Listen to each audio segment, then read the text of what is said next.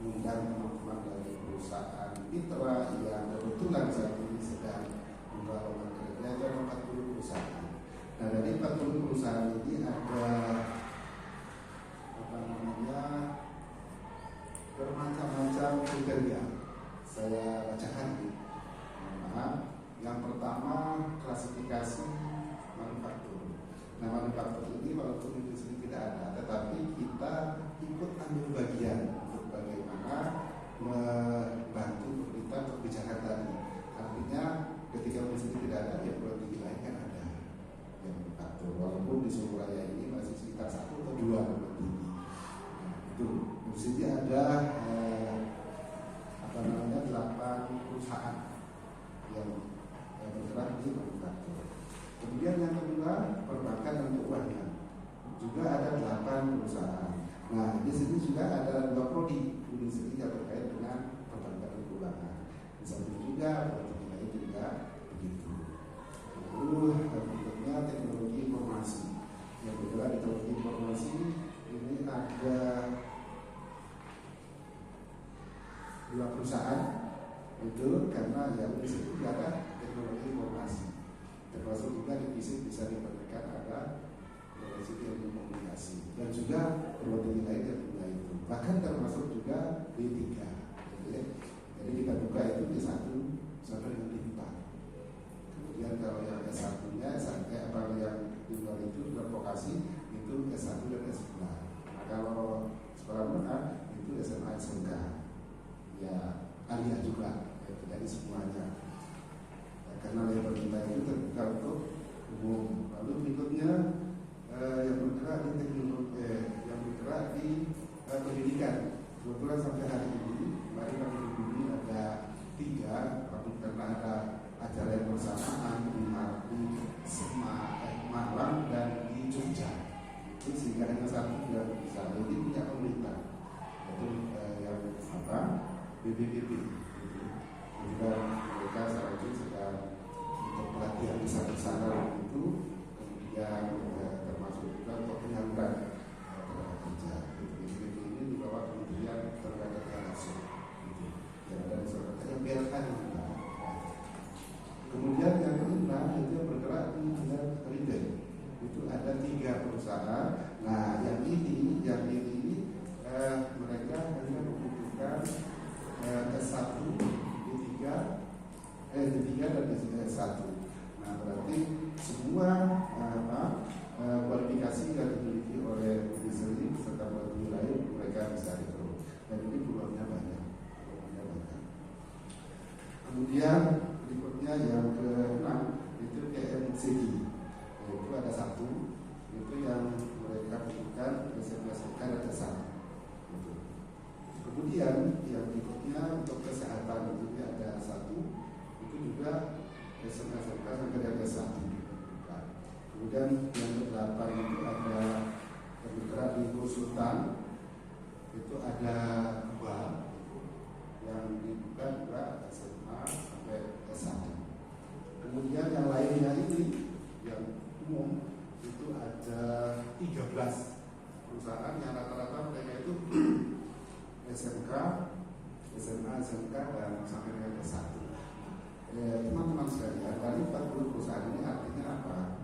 Sesuai dengan amanat dari Permenaker bahwa untuk kegiatan-kegiatan yang dilakukan oleh lembaga hasil tenaga kerja harus paling tidak memenuhi seluruh kompetensi atau kualifikasi dari semua yang dimiliki oleh SMK atau perguruan tinggi.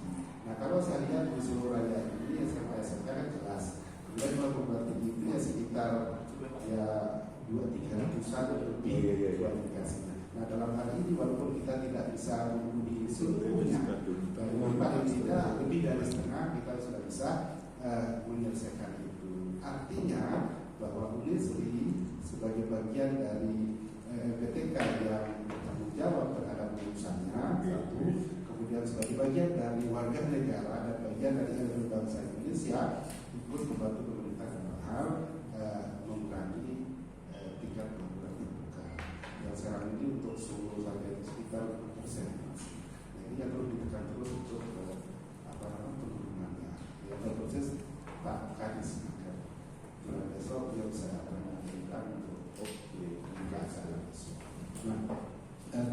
sehingga untuk hal ini maka inilah yang menjadi sebuah komitmen UPT Serikaya Center ini untuk tetap menjaga marwah dan anak-anak tadi, baik itu oleh yang dilakukan pemerintah melalui Kemenaker, kemudian juga oleh aturan sendiri secara internal. Dan juga ini juga kita menjawab apa juga yang diamanati oleh Kemendikti Saintek melalui PJTP, dan juga semuanya mengarah nanti kepada bahwa semua perguruan tinggi itu kan harus melaporkan tentang kesejahteraan lulusannya di dunia kerja itu melalui dasar studi dan dasar pembinaan.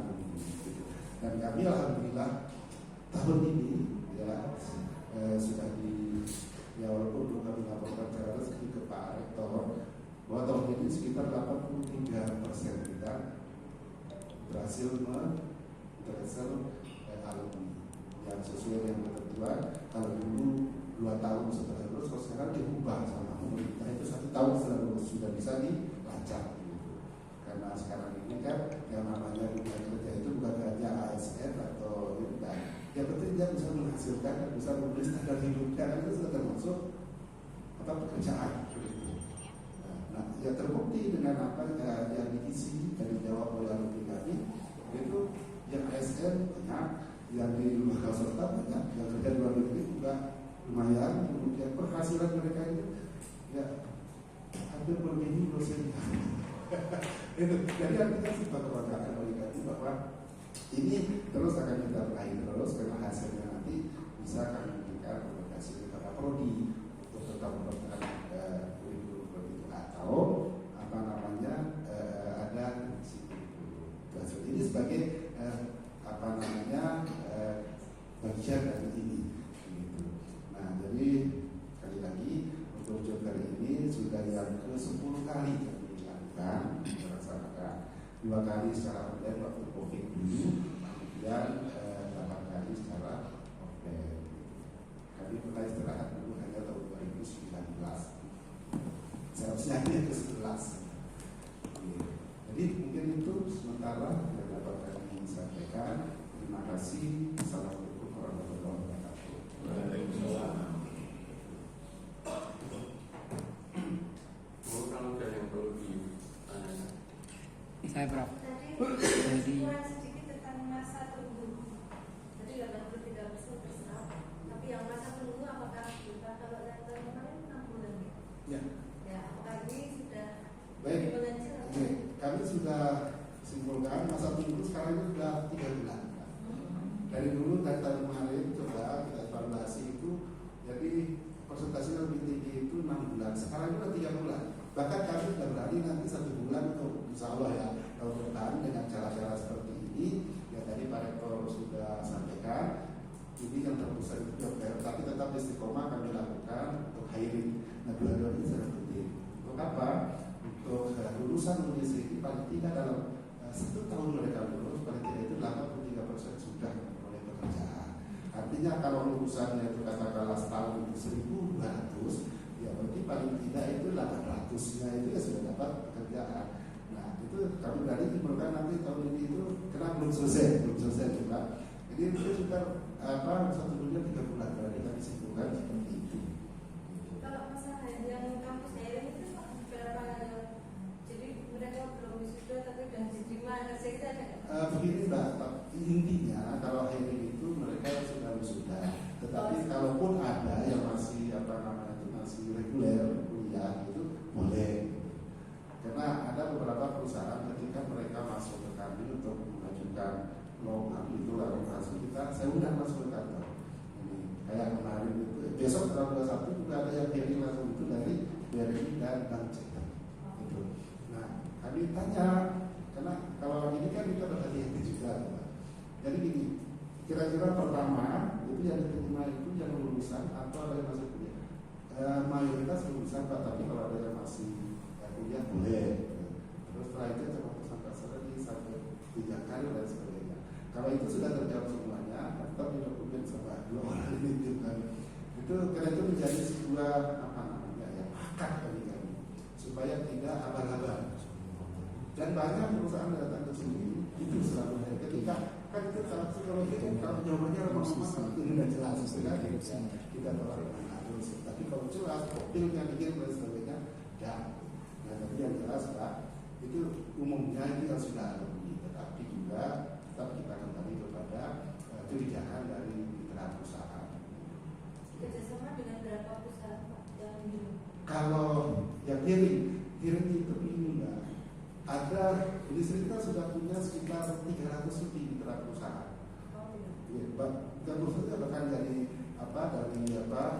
pemerintah itu dan juga perusahaan dalam maupun pemerintah yang banyak yang di sini. Dalam negerinya kan ada restribusi global, lokal dan nasional gitu. Nah, yang lokal dan nasional itu IPA.